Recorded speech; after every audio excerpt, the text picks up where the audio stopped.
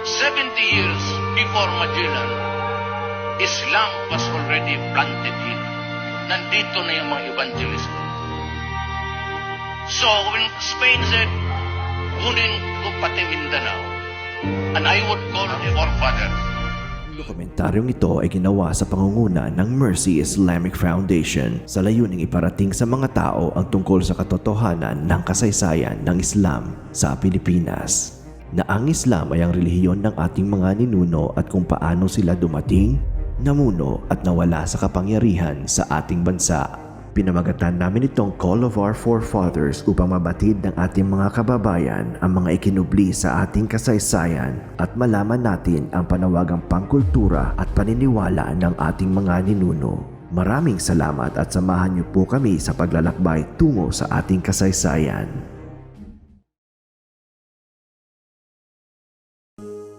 At the end of the 16th century and in the first decades of the 17th century, political alliances with neighboring Muslim principalities against the creeping of Western colonization and Christianization, as well as the consistent arrivals of teachers or propagators, further guaranteed the preservation of Islam in Sulu. The coming of Islam in Mindanao is credited to the arrival of Sharif Muhammad Kabungsuan. He was of Arab Malay ancestry and a native Muslim teacher from Johor, Malaysia. He landed first at Malabang in Lanao del Sur in the year 1515 and proceeded to Cotabato. Out of his marriages with the local maidens, he was able to establish the first sultanate of Maguindanao and Buayan, with him as the first sultan. Another tradition, this time from Lanao, speaks of Sharif Alawi, who came possibly by way of Maguindanao to Lanao del Sur up the mouth of Taguluan River in the present-day Misamis Oriental and proceeded afterwards to Bukidnon. There are evidences that indicate that as early as the last years of the 15th century, Islam was already gaining headway in many places in the Philippines. It was carried directly from or via Sulu or Mindanao by propagators, traders, or voyagers from Borneo who settled among the inhabitants of the islands. Aside from Manila, Islam had already gained ground in Batangas, Pampanga, Cagayan, Mindoro, Palawan, Catanduanes, Bonbon in Cebu, Oton in Iloilo, Laguna, and other districts. What is metropolitan Manila today was formerly the stronghold of Islam. Manila was ruled by Raja Sulaiman, Raja Matanda, and Tondo under the rule of Raja Lacandula. Manila was not the only commercial hub having a powerful fort which was built near the mouth of the Pasig River in defense of the territory. It was to the Islamized natives of Manila that the word Moro was first applied by the Spaniards in 1570 to denote those who professed Islam. Originally, the term Moro was derived from the Greek word mauros, which means dark or brown-skinned. This originally referred to the people of North Africa who were of Berber, Sahawari, and Arab racial mix, and conquered Spain for more than 7 centuries. The coming of the Spaniards also, coming of Spain, of Christianity to us in Mindanao, the product of the Reconquista. The Muslims in Spain were under the Moors for 900 years, 800 plus, let's say 900 years. So when they expelled the Moors, that's why we are called Moros. On the other hand, the term Indio first denoted the pagan natives, but was later to include even the Christianized natives. It was only in later years, more specifically in 1578 and after, that the name Moro was generally applied to the Muslims of Mindanao and Sulu. Later on, when there was a need to refer to we have these different ethnic groups, ethno-linguistic groups who were converted to Islam. And then later on, there was a need to feel, how do we call the totality of these Muslim groups? We have the Maranao, the Stausu, the Sama, the Yakan, the Kuribugan, the Maguindanao, the Erano, and so on. But when we group them together, what will be their identity? It is there where I think political leaders, sensing that there is a need to have, identity, borrowed the term Moro.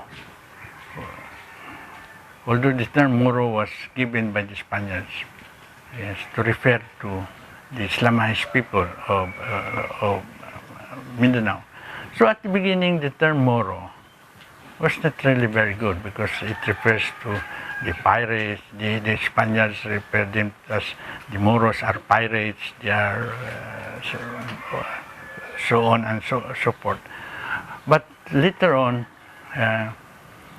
contemporary revolutionary leaders like Miswari and so on find the term more, more challenging. The term is more appropriate to the Moros because the Moros, since the time the Spaniards came, have been fighting for the preservation of their independence.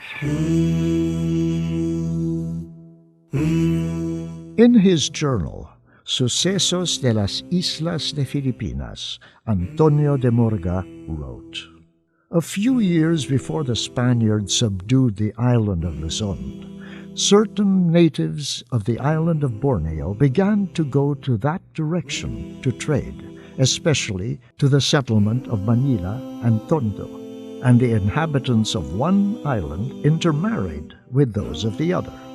Had the Spaniards' coming been delayed longer, that religion would have spread throughout the island and even through the others, and it would have been difficult to remove it." In a lamenting statement, Carmen Guerrero Nakpil said, "It is hard to believe that Manila was once firmly under Muslim heel. Muslims controlled the seat of government, the wealth and the trade up and down the Pasig and around Bai Lake in Batangas, as well as the sea lanes to Mindanao and Borneo. The Muslims were the ruling class in Luzon, the rich traders, cultural leaders, and missionaries, the ones with the know-how and the right connections, the literacy, and what's more, the right religion." It is much better during that time rather than today, because they were masters of their own. The sultanates, the Patapangampong Coronao, were existing as political entities, and they know of any higher master except themselves. And even in terms of economic, they are better off, because in the 17th, 18th, and 19th century, they control the international trade. But now, somebody is deciding for us. It is new. It's the new colonizer in Manila, what we call now, correctly or wrongly, Imperial Manila. So I would say, with very much clarity, that the lives of the Moros during those times is better than their lives today.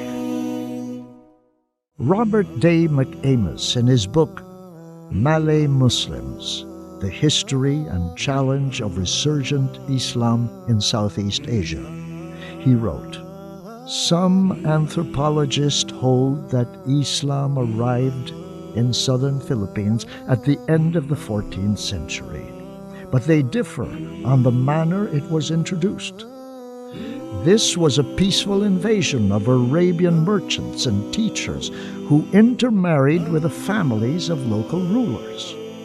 Before the coming of Spain, bringing with it the cross and the sword, the whole archipelago was already controlled and managed by well-organized, civilized, and well-recognized busy Islamic states.